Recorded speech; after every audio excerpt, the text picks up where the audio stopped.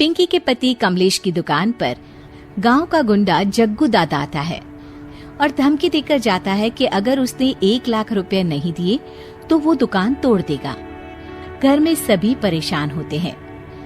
अरे सत्यानाश हो उस जग्गू का, अच्छा खासा लड़का था, पता नहीं क्यों गुंडागर्दी करने लगा, किसी की भी जमीन हड़प लेता है और अब हमारी दुकान के पीछे पड़ा है नास पीचा। मेरे तो कुछ भी समझ में नहीं आ रहा कि मैं क्या करूं। अरे बेटा, मैं तो कह रही हूं कि 1 लाख रुपए दे दो और छुट्टी पाओ इस जग्गू दादा से। नहीं माँ, मेहनत की कमाई है, ऐसे कैसे दे दूं? मैं तो 1 रुपया भी नहीं देने वाला उसे।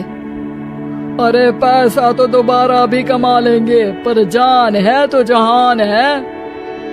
नहीं पिताजी, मैं नहीं दूंगा पैसे, मैंने फैसला कर लिया है।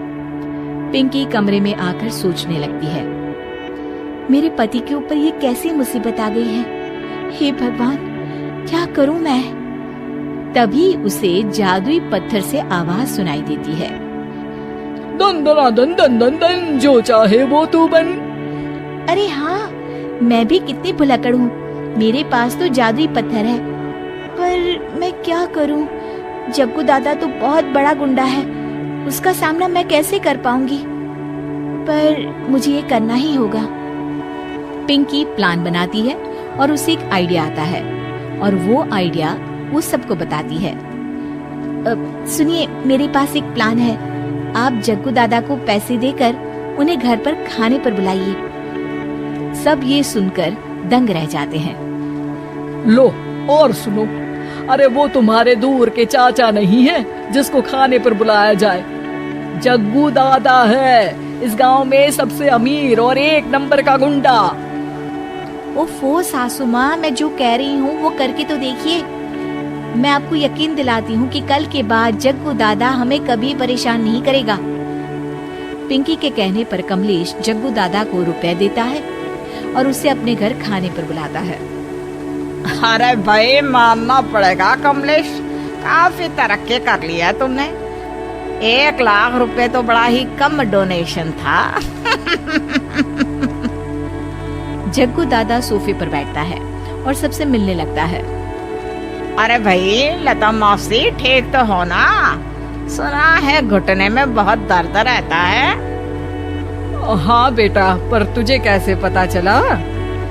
अरे जग्गू दादा सारे गांव की खोज खबर रखता है, और वैसे भी मेरी माँ और आप तो बचपन की सहेलियां थी ना, तो आप तो हमारी मौसी हुई। मौसी कहकर 1 लाख रुपए का चूना लगा रहा है कमबख्त।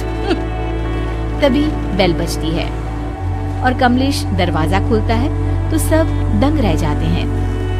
अरे एमपी साहब, आप आइए आइए, आप कमलेश को कैसे जानते हैं?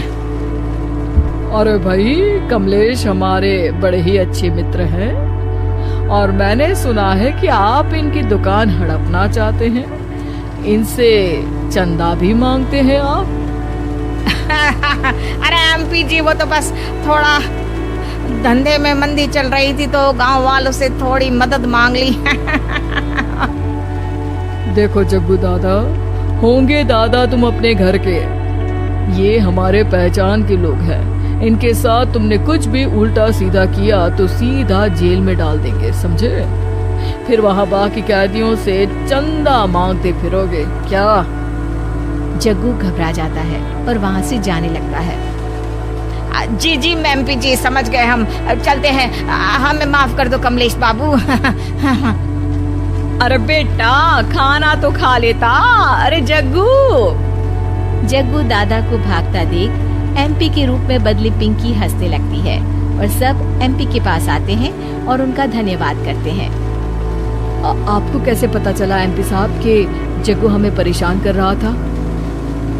आपकी बहू पिंकी है ना, बड़ी ही समझदार है, वो मेरे ऑफिस आई और मुझसे मदद मांगी। क्या पिंकी ने ये सब किया?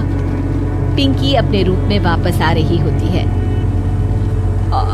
अच्छा, मैं चलता हूँ, मेरा मतलब है। अरे ऐसे कैसे, आप बिना खाना खाए नहीं जा सकते, आइए आइए। नहीं नहीं, फिर कभी मुझे जाने दीजिए। पिंकी भागती है। अरे इन्हें किस बात की जल्दी थी? लगता है कोई इम्पोर्टेंट मीटिंग होगी माँ। हाँ भाई, बड़े लोग हैं, दिन में कुछ ना कुछ चलता ही रहता है। लेकिन भगवान का शुक्र है कि आज बहू की वजह से सब सही हो गया। पर बहू है कहाँ? पिंकी घर से दूर भागते भागते अपने रूप में वापस आ जाती है। उफ, बाल बाल बच गई आज तो।